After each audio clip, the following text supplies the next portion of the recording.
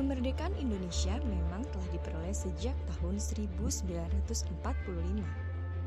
Berkat perjuangan para pahlawan, saat ini kita bisa bebas menghirup udara yang sejuk tanpa banyak gangguan maupun serangan dari bangsa asing.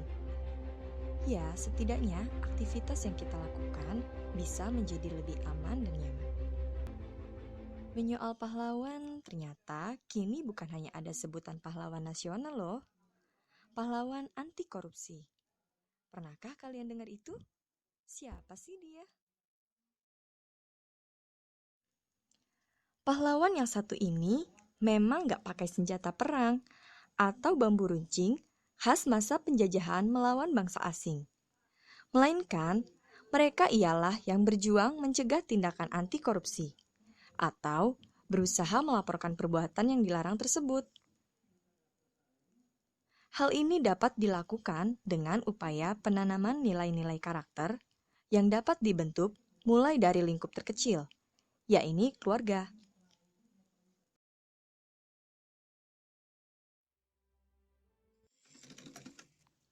Seperti wanita asal Garut yang telah banyak menikmati sisa usianya di sudut kota hujan ini.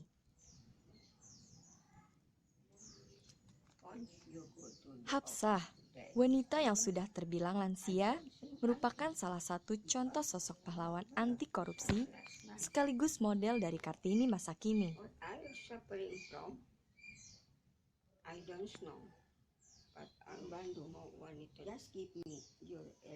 Lika-liku perjalanan hidup telah dilaluinya. Meski tak selalu mulus, tapi ia tetap menghadapinya dengan tak mudah goyah dan pantang menyerah. Melalui jerih keringat sendiri, ia berupaya untuk tetap menghidupi ketujuh putra-putrinya. Meski saat ini yang tersisa tinggal 6 orang. Putra keenamnya telah meninggal dunia pada tahun 2009 lalu.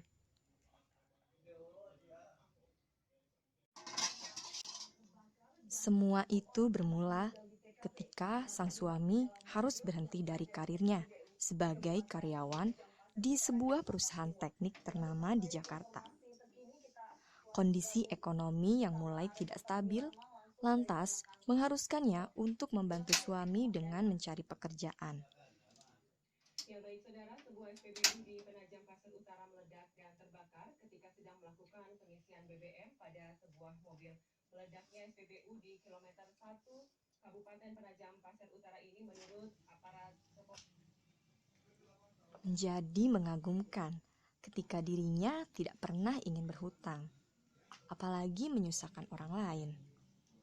Meski hujatan atau cibiran kerap mendarat di telinga kanan dan kirinya, ia kuat.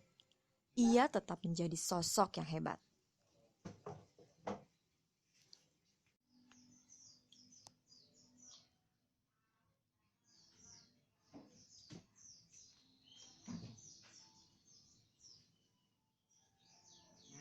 Aku cari mau pekerjaan, saya jalan jauh sampai ke Bintaro, ketemu sama orang nanya, Bu, mau apa? Mau cari kerjaan apa aja. Coba aja Bu, jalan Bintaro nomor 123, di situ ada yang jahit. Aku coba ke sana, pas di sana belum ada orang.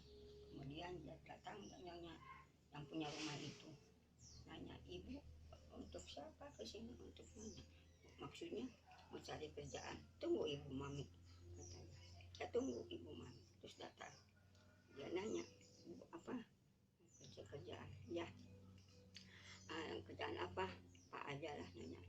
Bilangnya saya disuruh tukang masak, tapi saya mikir-mikir ngeri juga ya. Kalau masak daging babi enggak, saya jadi tukang cuci aja. Dia tukang cuci. Lama-lama saya disuruh jadi sambil ngejahit, lama di situ sampai 12 tahun situ jahit di Yayasan Lestari Bakti.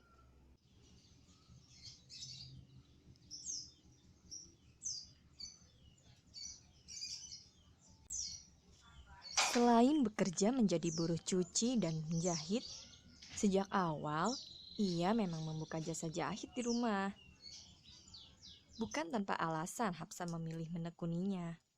Ketertarikannya dengan menjahit sudah muncul sejak ia berada di bangku sekolah rakyat. Meskipun terbilang sulit, saat itu Hapsa terus giat bekerja demi menyekolahkan keenam anaknya. Tak ada kata lelah, selama esok hari masih ada waktu dan kesempatan untuknya.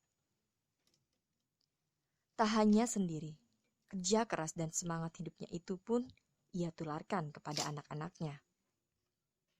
Mulai dari berjualan gorengan sampai melakukan jasa semir sepatu, dilakukan oleh beberapa anaknya tanpa rasa malu. Hal itu semata untuk menyambung hidup. Tukang jahit. Saya suka ngeliatin aja kalau bapak saya lagi menjahit. Saya jadi tertarik. Saya mau coba.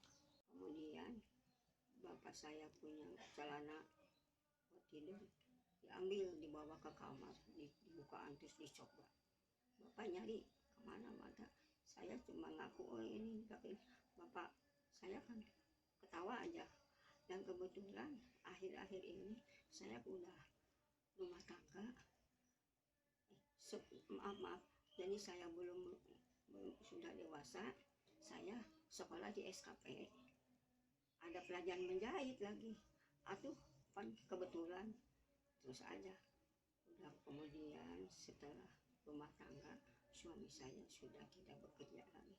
Dan terpaksa saya terjun jadi tukang jahit aja. Semua anaknya mandiri, memiliki tanggung jawab terhadap pekerjaan rumah maupun sekolah. Maklum saja, sang ibu harus bekerja dari pagi hingga sore, sehingga tidak pernah ada di rumah. Meski jauh dari kata mewah, mereka semua hidup rukun dan penuh syukur. Kini, ia hanya tinggal menunggu waktu dan menikmati usia senjanya di sebuah rumah bersama sang suami. Keberkahan umur, kesehatan, sekaligus berkesempatan bisa melihat anak-anaknya besar menjadi sarjana, ialah suatu nikmat yang hanya bisa ia rasakan dalam batinnya. Tak ada rasa sesal ataupun dendam. Ia hanya percaya sebuah penempaan hidup berlaku untuk mengangkat derajat di hadapan Sang Pencipta.